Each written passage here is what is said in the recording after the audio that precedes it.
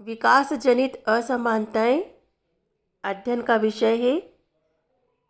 समाजशास्त्र द्वारा कुछ ऐसे अध्ययन किए गए हैं जिससे स्पष्ट होने लगा है कि हमारे समाज में जो भी असमानताएं व्याप्त है आज मुख्य रूप से विकास की प्रक्रिया का ही परिणाम है। असमानता एक स्वाभाविक घटना है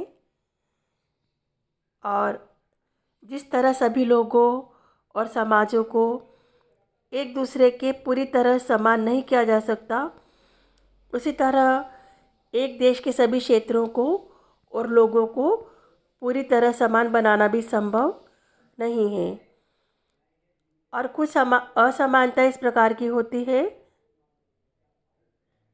विशेष प्राकृतिक परिस्थितियों से होती है। ऐसी असमानताओं के लिए सरकार और प्रशासक जिम्मेदार नहीं होते। इन असमानताओं को सहन किया जा सकता है क्योंकि प्रकृति प्रदत्त है, इसलिए इन असमानताओं को सहन किया जा सकता है।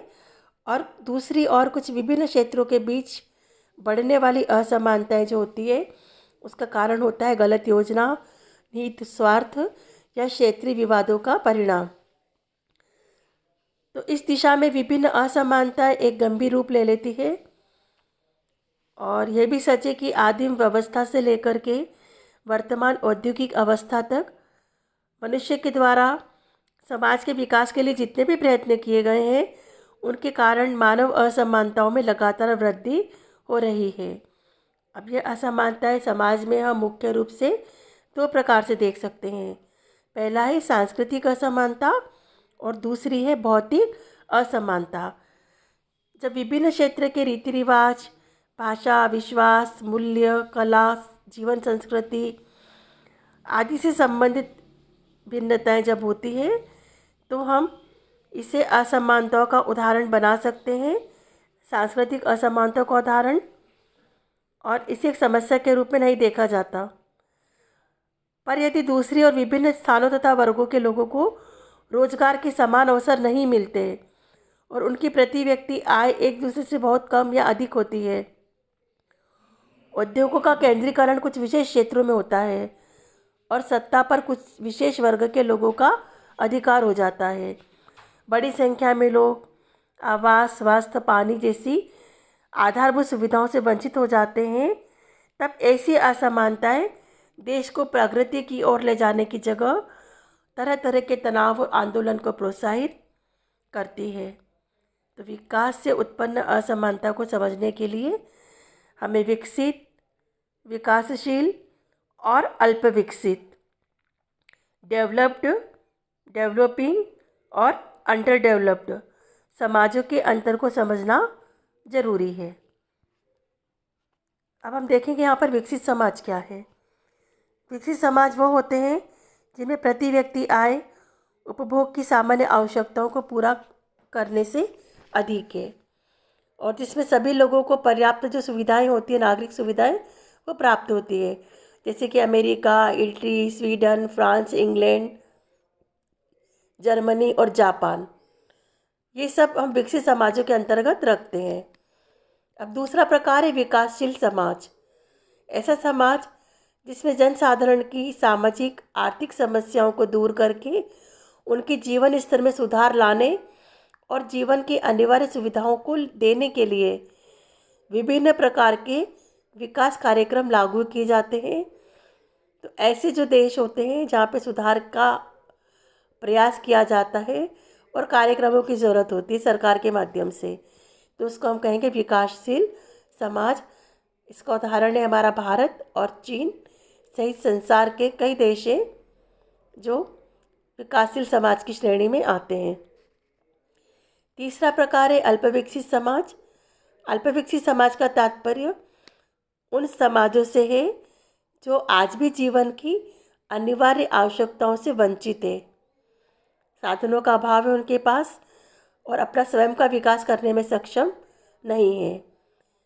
तो जो विकास से उत्पन्न असमानताओं की जो समस्या है वह मुख्य रूप से है विकासशील समाजों से संबंधित। इन समाजों में विकास के बहुत से कार्यक्रम लागू किए गए हैं, इसके बावजूद भी स्वच्छ पानी, अच्छा आहार, रोजगार, निर्धनता, इस प्रकार की जो समस्याएं हैं विकास के दौरान वो देखी जाती है। इसी प्रकार असमानता की अवधारणा को और अधिक स्पष्ट किया है डॉक्टर तिवारी ने, और उन्होंने बताया कि आज अधिकांश असमानताएं प्राकृतिक नहीं है बल्कि कुछ गलत नीति और स्वार्थों का परिणाम है। संसार के जैसे विभिन्न देशों में जैसे जैसे विकास की गति बढ़ रही है और इन असमानताओं की प्रकृति भी बदलती ही जा रही है।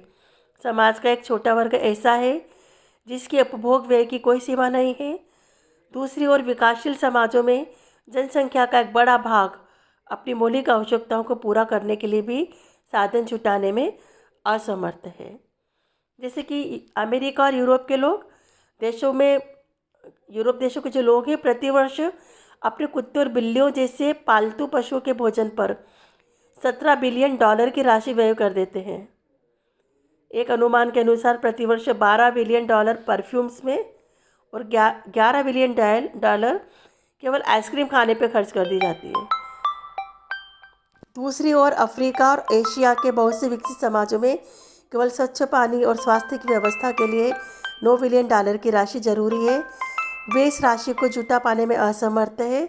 अतः स्पष्ट है कि आज विभिन्न असमानताओं का संबंध देश के विभिन्न भागों में होने के साथ ही संसार के क्षेत्रों में फैली हुई असमानताओं से भी पाया जाता है। और यदि हम भारत की बात करें तो